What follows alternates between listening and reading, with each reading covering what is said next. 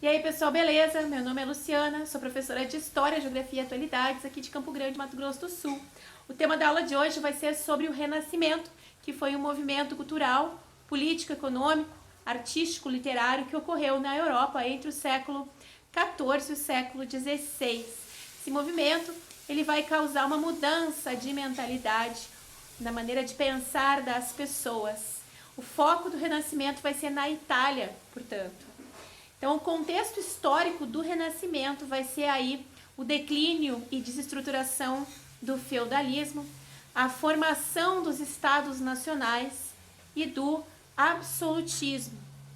Então, entre as características principais do Renascimento, nós vamos ter o humanismo, que é uma filosofia moral que vai colocar o homem na principal escala de importância do pensamento, o homem no centro do mundo. O antropocentrismo, o homem como centro em relação a todo o universo.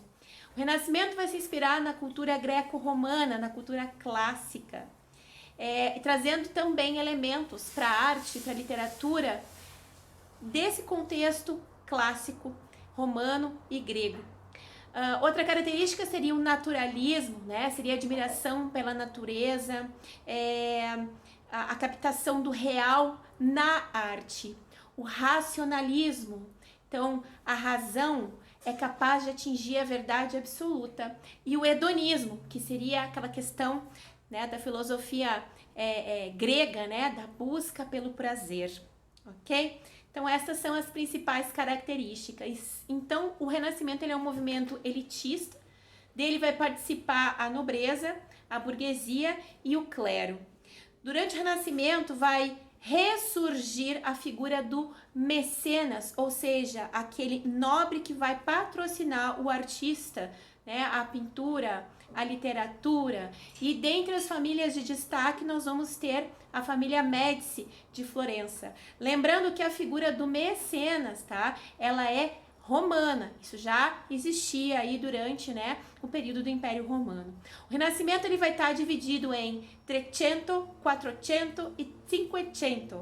O 300, vamos assim dizer, seria no século 14, 1300 em diante, né? A gente vai ter um rompimento com aquele modelo artístico medieval, aquela pintura bidimensional, e somente aspectos divinos, então, que eram tratados.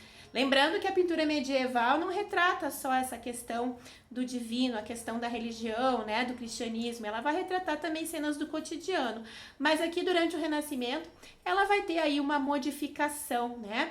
Então as pinturas sacras elas vão estar misturadas aí com traços mais naturalistas e se destaca então o Giotto.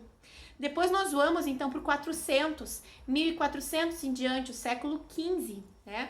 Então vai ser uma produção artística mais intensa, uma extrema evolução cultural. Os artistas eles passam a ser considerados intelectuais e aí a gente tem aí a figura de Leonardo da Vinci, do Sandro Botticelli. Lembrando que Leonardo da Vinci, além de pintor, né, ele era inventor, ele fez um protótipo de tanque de guerra, fez um protótipo de helicóptero, então ele era um homem à frente de seu tempo.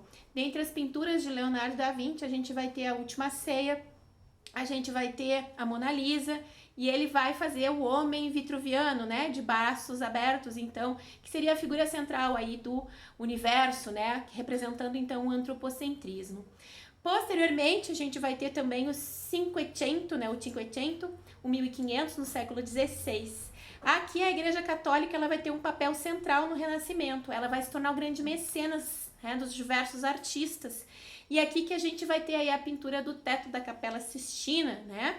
Então, quais são esses pintores que vão se destacar? A gente vai ter o Michelangelo, o Rafael Sanzio, o Maquiavel, que não é pintor no caso, né? Literatura, que vai escrever O Príncipe, que vai escrever Belfagor, o Arco e o Diabo. A gente vai ter o Nicolau Copérnico, né? E a vinda aí da teoria heliocêntrica, de que o Sol é o centro do universo e não mais a Terra, né, que era a teoria que a Igreja Católica acreditava. A gente vai ter o Kepler na química, a gente vai ter na filosofia, por exemplo, Giordano Bruno, que acreditava então na existência de seres e outros planetas aí, ok? Então este aí é o Renascimento. Voltando para Giotto, a principal obra dele, né, que ele vai fazer aí no século XIV vai ser a estigmatização de São Francisco, né? Lembrando que o Dante Alighieri também vai fazer parte desse contexto do Renascimento, e ele vai escrever a Divina Comédia. Lembrando também do Petrarca, no século XIV, que ele vai introduzir o soneto. A gente vai ter o Giovanni Boccaccio, né? Na literatura, ele vai escrever o Decamerão, né? Uma espécie de comédia. Sandro Botticelli, a gente vai ter o Nascimento da Vênus, né? O Michelangelo, ele vai esculpir a Pietà, né?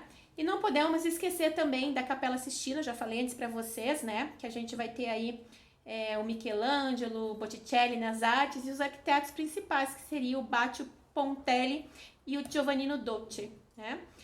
O Rafael Sanzio também, no século XVI, ele vai pintar o Casamento da Virgem, a Madonna Sistina, na Capela Sistina, a Madonna del Prado. Ok, pessoal? Então aí fica, né, essas principais características do Renascimento com vocês. Espero que vocês tenham entendido. Qualquer dúvida, entre em contato que eu esclareço para vocês. Então, um grande beijo. Tchau, tchau.